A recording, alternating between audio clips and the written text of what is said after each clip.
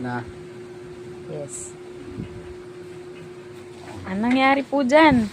Ito mga ka-repairman. Tignan nyo yung labas. Bagong order lang ito, kadadating lang.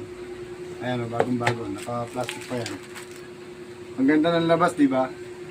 Pero, kapag binuksan nyo yung loob, ito yung tatambad sa inyo. Hindi bagay. Ang ninipis. Dapat, yung mas payat lang sana ng konti dito, ganyan sana yung laman niyang wire. Para pwede kang mamlansya.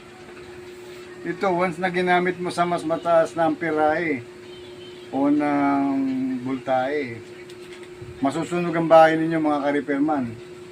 Wag na ninyong gagamitin ito sa malalakas na katulad ng plancha. Pwede dito mga cellphone.